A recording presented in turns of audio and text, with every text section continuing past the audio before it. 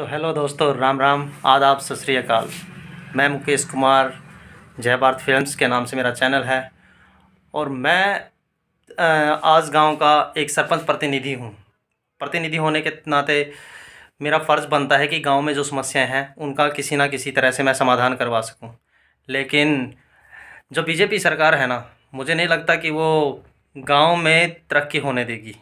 इसके बहुत से कारण हैं। मैं ये नहीं कहता कि उन्होंने ई टेंडरिंग का ऑप्शन लगाकर कोई बैन, इससे इसके अलावा भी गांव में जितनी भी जनता है वो पूरी तरह से तंग आ चुकी है। मोदी जी, आपने तो वादा किया था कि विकास के दिन आएंगे, लेकिन मुझे नहीं लगता कि विकास के दिन आएंगे। और भी बहुत सी बातें हैं जो बीजेपी सरकार ने पूरी तरह से दुरुस्त कर दिया है। फैमिली आईडी निकाली है, फैमिली आईडी में ऐसी ऐसी जो शर्तें हैं वो लागू कर दी हैं कि गरीब आदमी उन शर्तों पर खरा उतर ही नहीं सकता। वो चाहे कितना भी जोर लगा ले, फिर भी उन समस्याओं के अंदर फंसकर अपने पूरे करियर को बर्बाद कर रहा है। गरीब आदमी, अभी सरकार ने ऐलान किया है कि 9,000 रुपये से ऊपर बिल नहीं होना चाहिए। लाइट तो हर गरीब आदमी फूकता है, लेकिन बिल सरकार कहती है कि 200-300 रुपये से ऊपर नहीं आएगा, 400 रुपये से ऊपर नहीं आएगा। लेकिन जो मूलभूत सुविधाएं हैं, हर कोई चाहता है, चाहे वो गरीब है या अमीर, मूलभूत सुविधाएं सभी को चाहिए। लगभग इलेक्ट्रिसिटी से ही रिलेटेड है। जो समस्याएं, जो मूलभूत सुविधा अब वो प्राप्त कर रहा है, उसके हिसाब से तो ऐसा संभव नहीं है कि बिजली का बिल ज़्यादा ना आए, लेकिन सरकार ऐसा नहीं सोचती। एक बात। दूसरी बात, पैदाइशी ज़मीन। सरकार कहती है कि गरीब आदमी यानी 200 गज़ का प्लाट से ऊपर हो गया तब भी फैमिली आईडी अनअपडेट हो जाएगी। भाई, गांव में पैदाइशी ज़मीन है, गरीब बंदा है, 200 गज़ का प्लाट अगर उसके पास है, सिर्फ एक फैमिली आईडी में उसने सरकार ने दे दिया 200 गज़ का प्लाट, लेकिन उसने ये हिसाब तो नहीं लगाया ना कि उसके भी आगे 3 बेटे हैं, यानी वो जगह 4 दायरों में बंट गई। उसके बाद बताइए वो कहाँ जाएंगे? तो फैमिली आईडी अनअपडेट हो जाएगी। अच्छा, उसके बाद सरपंचों पर तो उन्होंने कहर ही बरसा दिया है। कहर कैसे बरसा दिया? ई टेंडरिंग का ऑप्शन, राइट टू रिकॉल का ऑप्शन। अगर आपने राइट टू रिकॉल का ऑप्शन लगाया है तो वो फिर सिर्फ सरपंचों पर ही क्यों लागू किया है? वो आप लोगों ने एमएलए, मंत्री, यहाँ तक कि प्रधानमंत्री ही क्यों ना हो, उस पर लागू क्यों नहीं किया? क्या आपको सिर्फ सरपंच बेईमान लग रहे हैं? अरे, आप लोगों से, एमएलए मंत्रियों से बड़ा बेईमान तो कोई भी नहीं है। एमएलए, आपने सरपंच को 2 लाख रुपए तक का काम दे दिया है। अगर सरपंच, आपको पता है 2 लाख का काम शुरू करने के लिए भी डर रहे हैं, उसका कारण पता क्या है? अभी कोई काम शुरू हो गया, उसे ऐसा डर लग रहा है कि ये 2 लाख से ऊपर चला गया तो सरपंच को वो पैसे भरने पड़ेंगे। सरकार तो एकदम से थप्पा लगा देगी, ये लो आपके 2 लाख रुपए, आपका 2.5 लाख रुपए का काम हुआ है, 50,000 रुपये आपको पल्ले से देने हैं। कैसे करेगा सरपंच? ई टेंडरिंग का ऑप्शन है। आपने एक समझो गांव की चौपाल बनानी है, 10 लाख रुपए का आपने टोटल टेंडर दे दिया है कि 10 लाख रुपए चौपाल पर लगाने हैं। उसके अंदर से आपने 18% के हिसाब से बैट निकाल दिए, 1,80,000 रुपये। तो कुल मिलाकर 10 लाख में से 8 लाख रुपए रह गए। उसके बाद इतना तो सभी को पता है साहब कि 1 लाख रुपये तो ठेकेदार भी तुम जैसे मंत्रियों को बांट बांट के ही काम चलाएगा। फिर उसके बाद उसी में से 2 लाख रुपए का कम से कम चूना ठेकेदार भी लगाएगा साहब, तो रह गई कितने? 5 लाख रुपए। इतना जो 5 लाख रुपए का ग्रांट है वो एक चौपाल पर लगेगा, तो वो चौपाल कैसी बनेगी? कहाँ 10 लाख और कहाँ 5 लाख? मैं ये नहीं कहता कि कोई सभी सरपंच ईमानदार हैं, तो सरपंच उसमें से कितना खा लेगा? आप ही बताइए मोदी जी या हमारे एमएलए जी। ये सब कहने की बात है कि सरपंच पैसा खाता है। सरपंच का तो हिसाब ले लिया जाता है, सेक्रेटरी, वीडियो, एसडीओ, एमएलए, प्रधानमंत्री, हर जगह हिसाब जाता है। तो सरपंच इतना पैसा कैसे खा सकता है? तो दोस्तों, अभी जो आज मैंने वीडियो बनाई है वो है एक कॉलोनी के ऊपर। कॉलोनियाँ जो सरकार ने अलाट की है कि हर घर में आवास योजना के तहत कॉलोनियाँ दी गई है। मेरे गांव में भी 3 कॉलोनियाँ इस पास हुई थी, लेकिन उनको पास हुए 4 महीने हो चुके हैं। शुरू में सरकार ने 45,000 रुपये डालकर कॉलोनियाँ शुरू करवा दी। एक गरीब आदमी ने कॉलोनियाँ जब शुरू की तो उसने 45,000 रुपये में अपना जो पुराना मकान था वो उधेड़ कर नया मकान वहाँ बनाना शुरू कर दिया। आप ही बताइए, 45,000 रुपये में वो किसी ना किसी तरह छत पे लेके जा सकता है क्या? 45,000 रुपये में एक कॉलोनी को छत के ऊपर, लेकिन उसके बावजूद भी वो किसी ना किसी तरह ले गया। अब हर कॉलोनी को लगभग 3-3, 4-4 महीने हो चुके हैं, ऐसे की ऐसी पड़ी है। क्या सरकार को दिखाई नहीं देता कि वो गरीब लोग हैं, कहाँ रहेंगे? कॉलोनियाँ पास हर किसी के पास है, जगह वही होती है जहाँ वो रहते हैं, उसी को उन्होंने उधेड़ कर नया मकान बनाना शुरू कर दिया। अब वो कोई पड़ोसी के घर में रह रहा है, कोई गांव की चौपाल में रह रहा है, कोई कहीं किराए के मकान में। तो आप ही बताइए वो वहाँ कब तक रहेंगे? अभी जो मैंने वीडियो बनाई है उसके अंदर जिन जिन लोगों की कॉलोनियाँ पास है वो इस वक्त समस्या से जूझ रहे हैं। हर कोई मेरे पास आ रहा है, क्योंकि मैं गाँव का प्रतिनिधि हूँ, सरपंच हूँ मैं गाँव का। तो हर कोई मेरे पास आ रहा है कि मेरी कॉलोनियाँ पास करवा दो।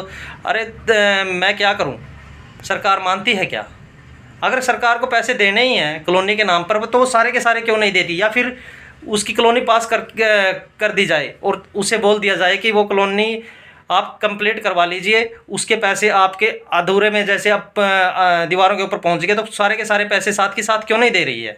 उन्हें किस्तों में क्यों देती है? किस्तों में देने का मतलब है कि वो जो कॉलोनी है वो ये समझ लो कि 6 महीने या 1 साल के बाद ही तैयार होगी। उसके बाद तो भाई बंदा खुद ही तैयार करवा लेता है किसी न किसी तरह से जुगाड़ करके, क्योंकि इतने दिन किसी पड़ोसी के घर में रहना बहुत मुश्किल है। पड़ोसी भी किसी न किसी दिन ताना देकर उसे घर से निकाल देगा। अभी इसी बेस पर मैंने एक वीडियो बनाई है।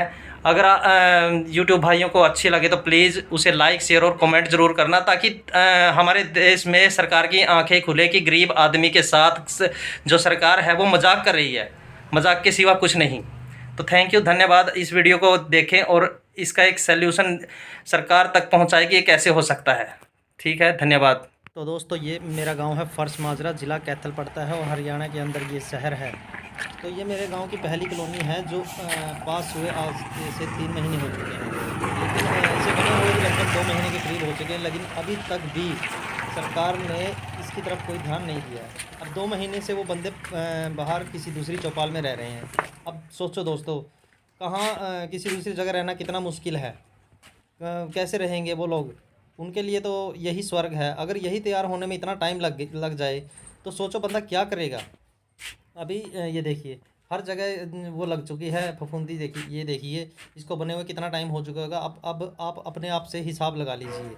सरकार कोई चीज़ है गरीब आदमियों के लिए मंजूर तो कर देती है, लेकिन उसे पास करने में इतना टाइम लगा देती है कि एक गरीब आदमी पूरी तरह से तंग आ जाता है। तो ठीक है दोस्तों, इसके बाद मैं आप लोगों को दिखाता हूँ इसी तरह से ही दूसरी कॉलोनी जो अधूरी पड़ी हुई है। तो ये देखिए दोस्तों, ये है दूसरी कॉलोनी जो अभी भी अधूरी पड़ी हो चुकी है। देखिए इसको पूरी तरह से फूंदी लग चुकी है। अब इसको बने हुए लगभग 3 महीने हो चुके हैं, लेकिन 2 महीने पहले इसे उधेड़ा गया था। अभी हिसाब लगाओ आप, उधेड़ने के बाद 5 महीने का समय लग चुका है उस बंदे को बाहर रहते हुए जिसकी ये कॉलोनी है। अगर ऐसे ही सरकार करेगी तो गरीब आदमी क्या करेगा? ये देखिए दोस्तों, ये है वो दूसरी कॉलोनी जो मेरे गांव में पास हो चुकी है। मेरा गांव फर्श माजरा, ज़िला कैथल और हरियाणा का ये छोटा सा गांव है। तो दोस्तों इसके बाद मैं आप लोगों को मिलवाता हूं उस भाई से जिसकी ये कॉलोनी है।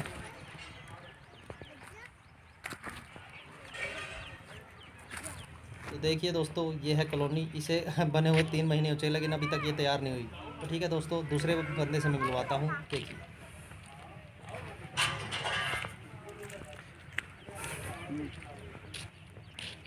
क्या खबर है भाई से जिनकी ये कॉलोनी है। तो उन भाई को देखिए, ये है भाई जिनकी एक बाजू नहीं है, लेकिन ये जहाँ रह रहे हैं ना वो गरीबी का माहौल है। कहाँ रह रहे हो? ठाई में रख रखे हैं, बस 2-3 महीने हो गए, उतने की किस्त नहीं बढ़ रही है। अच्छा, तो आपको वहाँ दिक्कत होगी? दिक्कत परेशानी बहुत है, नहान धोन तो सारी चीज़ों की परेशानी है। अच्छा, कितना टाइम हो गया लगा लो अपना ये मकान दूसरी जगह बनाते हो, मतलब जो 1.5 जगह बनाया दोबारा? हम दोबारा बनाए इसमें 3 महीने हो गए। यानी आपको कुल मिला के दूसरी जगह बनाने में 3 महीने, ये उसके बाद 2 महीने आपने पहले शुरुआत की होगी। हाँ, यानी 5 महीने हो गए आपको 5 इसके लिए। ठाई बर्तन रख रखे हैं। ठीक, दिक्कत आ रही है, सारी परेशानी। ठीक। तो मिलवाता हूँ मैं अपने तीसरे भाई से, जिसकी मेरे गांव में कॉलोनी पास हुई है, लेकिन अभी तक सबसे ज़्यादा टाइम इस बंदे को हो चुका है। लगभग सबसे पहले इसकी कॉलोनी आई थी, उसको लगभग 5 महीने का टाइम हो चुका है कि यार ये बनी हुई है, लेकिन अभी तक ये कॉलोनी पास नहीं हो पाई है। देखते हैं दोस्तों, ये इस कॉलोनी को काफ़ी टाइम हो चुका है, लेकिन अभी भी यह अधूरी पड़ी हुई है। इन लोगों ने अपना सामान किसी पड़ोसी के घर में रखा हुआ है। पड़ोसी अब इसको गालियाँ देता है कि सामान जल्दी से उठाओ और अपना दूसरी जगह रखो। अब बताइए भाई, जब तक इनका घर तैयार नहीं होगा तो ये क्या करेंगे? ठीक है, तो बात करते हैं अपने उस भाई से जिनकी कॉलोनी। देखिए दोस्तों, इस कॉलोनी के बने हुए पूरे 4 महीने हो चुके हैं, लेकिन अभी भी यह अधूरी पड़ी हुई है। और यह अंकल जी जिनकी कॉलोनी जिनकी गांव में पहली कॉलोनी आई थी, लेकिन अभी तक भी ये पूरी नहीं हो पाई है।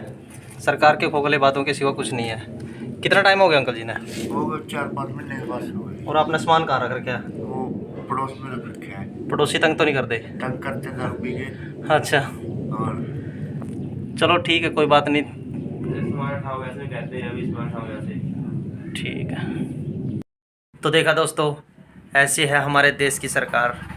हमारा देश तरक्की तो कर रहा है, लेकिन विकास की ओर नहीं, निर्धनता की ओर, गरीबी की ओर। क्या क्या बोलूँ, एक काल की तरफ जा रहा है हमारा देश। लोग कहते हैं कि तरक्की कर रहा है, ऐसा कुछ नहीं है दोस्तों।